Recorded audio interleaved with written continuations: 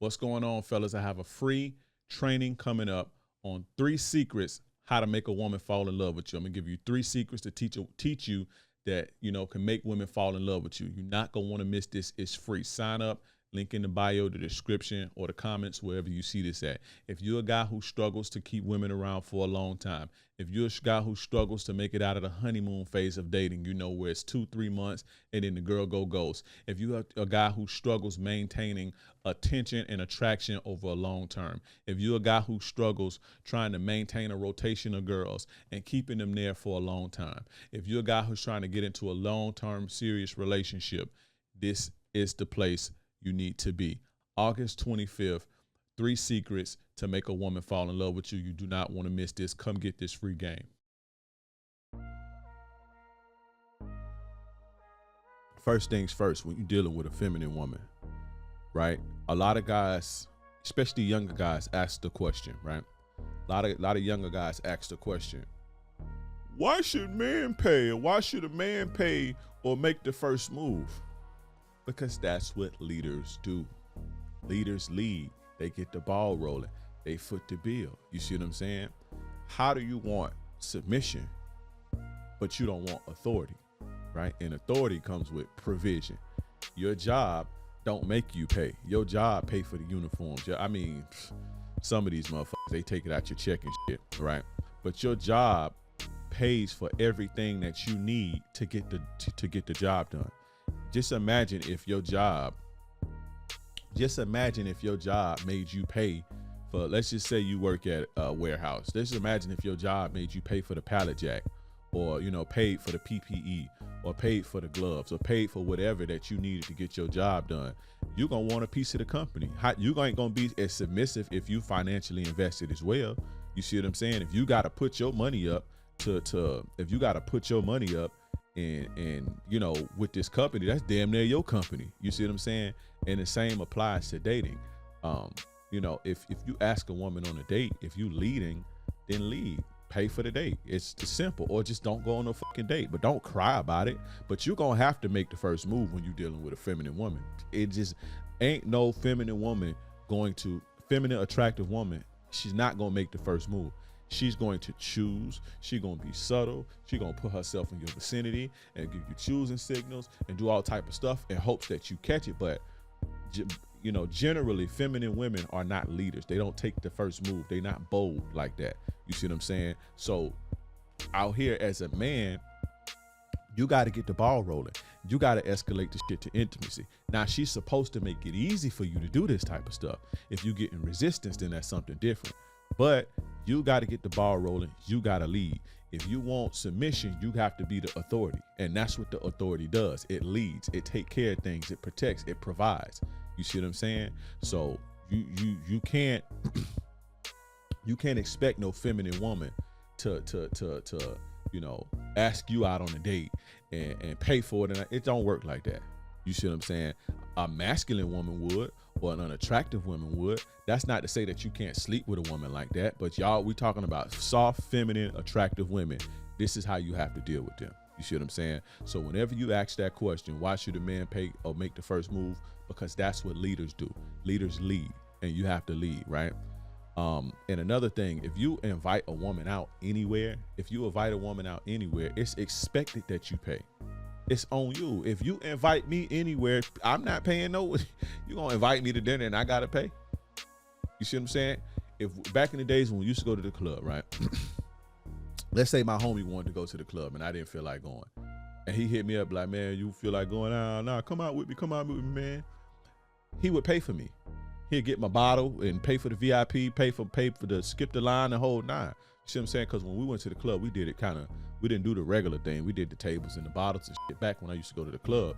So if the one who wanted to go and riled up everybody, it was just on him that night.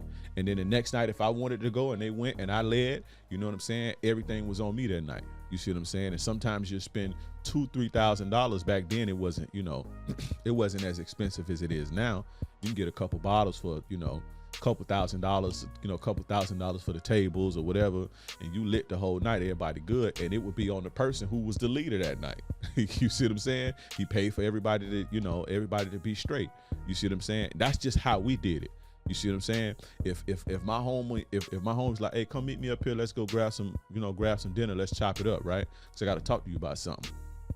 When I went, we met, we ate our steak or whatever, it was on him. You see what I'm saying? We used to meet up for breakfast. We used to get up before we start our day, go meet at this breakfast spot. Shout out to Martha's. You know what I'm saying? We used to go eat some Martha's on, y'all acting like y'all know, like y'all don't even know where that's at, but we used to go chop up game, go meet in the morning before we handle our business. You see what I'm saying? And it would be, some days it would be on me. If I say, hey, meet me up here, this and this and that, I got to holler at you, chop it up about something. It's on me. I'm paying for 3 dudes dinner, breakfast or dinner or food or whatever. And it would be on them if they pulled me out or if they wanted to holler at me. That's just expected. So if you invite a woman out anywhere, just pay for it. You see what I'm saying? If this is some game too. If you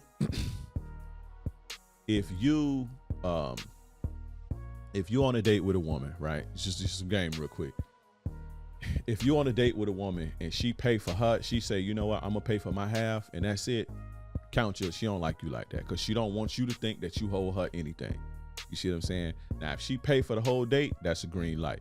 And don't fall for them pulling out their wallet, because that's a con game. They do that so y'all could think that they different. You know what I'm saying? You on a date with a woman, everything going good, and it's time for the thing, and they'll reach for their credit card, reach for their wallet or whatever, and pump fake you like they gonna pay. So you could be like, no, and then in your mind you gonna think that they special. That's a game that they run. Don't fall for that shit, by the way. But back to the main point. If you invite somebody anywhere, not just a woman, if you invite somebody anywhere, it's automatically expected that it's on you. Now, another thing that this dude did, which turned her off, is appearing to be cheap or stingy, right? There's nothing wrong with being responsible with your finances. There's nothing wrong with not wanting to invest into women who you don't know. There's nothing wrong with that. There's nothing wrong with wanting to protect your money and your assets. What you don't want to do is appear to be cheap or stingy, because that represents scarcity. That represents a scarcity mindset. Women think that you fearful when you penny pinch. You see what I'm saying? And as above, so below. So if you scarce in this arena, you more than likely scarce in another arena. And scarcity mindset is not abundance. You can't get rich or have fruitful anything with a scarcity mindset. And women pick up on that. That's why they don't like cheap or stingy men. Now, you don't want to be a guy who overly splurges. You see what I'm saying? Because just like cheap represents scarcity, cheap and stingy represents scarcity. Over splurging represents intemperance, and that you have a lack of discipline and you can't control yourself. You see what I'm saying? Or that you're impulsive, and that spells danger too. So you got to find the balance. Now, I didn't say throw all your money away on women. You see what I'm saying? But if you're going to be out here dating, don't be cheap, or don't appear to be cheap. You see what I'm saying? And that's what this guy did. Now, in the social media age, now the game has changed, especially for women who are attractive and feminine. They have the luxury to expect certain things, because even, again, like I said earlier, guys are flooding them. You see what I'm saying? Guys are treating them this way, and they have access to it at scale. All they got to do is get in their DMs. You see what I'm saying? And so the social media made it to where if you are, coming off like you cheap, or you coming off like, you don't want to be a leader and shit like that, they can easily dispose of you. You see what I'm saying? And again, they have these expectations. Again, who's to blame for that? I can't, but if women treat me the way that they treat me, a woman can't, who she gonna blame? Because this is what I expect from women. I expect good treatment from women. Who's to blame for that?